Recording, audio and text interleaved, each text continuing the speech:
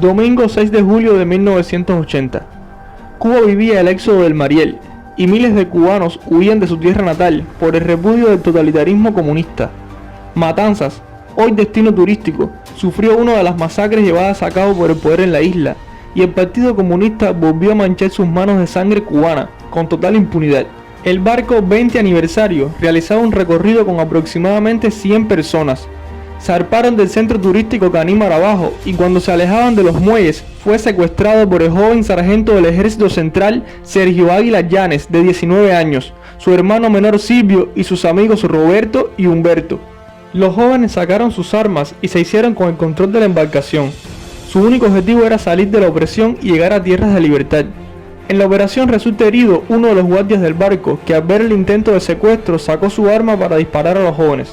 Rápidamente llegó la noticia al primer secretario del Partido Comunista en Matanzas, Julián Rizo Álvarez, quien improvisó un puesto de mando en un restaurante local con línea directa a la oficina central del partido y a Fidel Castro. Rizo Álvarez recibe órdenes explícitas de prohibir la salida de la embarcación. Rizo despachó varias lanchas torpederas para intentar detener al 20 aniversario, pero los jóvenes estaban decididos a alcanzar su libertad y continuaron con rumbo norte. Los guardafronteras notificaron por radio que no podían detener al barco. Como un presagio de lo que podría suceder, las mujeres levantaron a sus niños para indicar a los soldados que había menores inocentes a bordo, pero el esbirro estaba decidido a cumplir la orden de su dictador. Rizo Álvarez dio orden de disparar y hundir el 20 aniversario, con casi 100 cubanos a bordo. Comenzó la masacre socialista. Soldados de las tropas guardafronteras y la Marina de Guerra dispararon una vez más cobardemente contra civiles de su misma tierra. Como contramedida de evasión, los jóvenes bajaron a las mujeres y a los niños a la bodega del barco, mantuvieron rumbo norte bajo el fuego de sus propios hermanos cubanos. El esbirro matancero ordenó además la salida del buque patrullero 23 de mayo con la misión de hundir al 20 aniversario. También ordenó el despegue de un MiG de la Fuerza Aérea de Cuba, y los pilotos también dispararon rasantemente a la pequeña embarcación. Los jóvenes trataron de resistir, y con el curso seleccionado salir a aguas internacionales, pero el 23 de mayo embistió al debilitado barco, rompiendo el casco y hundiéndolo a pocas millas al norte de la bahía de Matanzas. Los soldados cubanos continuaron disparando a los pocos sobrevivientes que nadaban por sus vidas, aún después de hundir la embarcación. Mueren casi todos los hombres por los disparos. Mueren ahogados todas las mujeres y los niños. Solo pueden ser rescatados 11 cuerpos y sobreviven alrededor de 10 personas.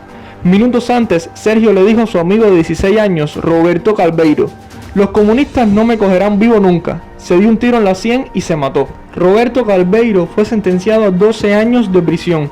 El gobierno les prohibió hablar del suceso. No se permitieron entierros comunes de las víctimas. Nunca se publicó la noticia. Se les prohibió a los 10 sobrevivientes reunirse. Durante 2 años, agentes se estacionaban frente a sus casas para monitorear sus actividades y sobornaron a sus familiares bajo coacción, dándoles televisores y refrigeradores, equipos que en aquel momento eran solamente para altos cargos del gobierno. Por ser un asesino, Rizo Álvarez fue ascendido como miembro alterno del Buró Político del Comité Central del Partido Comunista. Es increíble cómo una persona que se proclamaba cristiana y bautista es capaz de degradarse a tal nivel. El adoctrinamiento y el daño antropológico del nuevo hombre han destruido nuestra nación. El pueblo de Matanzas siguió apoyando a un presidente asesino, sin saber lo que había sucedido frente a sus ojos. El comunismo es un sistema fallido en todos los países donde se ha aplicado, incluyendo Cuba. Solo pueden mantenerse en el poder por la imposición del miedo y la represión de la policía política y la seguridad del Estado. Se presentan ante el mundo como muy solidarios y humanos, sí, con los turistas extranjeros, pero han llenado nuestra patria de horror, miseria, sangre y muerte. Turista que visita Cuba. Las aguas por las que usted navega están bañadas con la sangre de cubanos inocentes por el régimen que los oprime, y usted le da el dinero que con tanto trabajo logró obtener.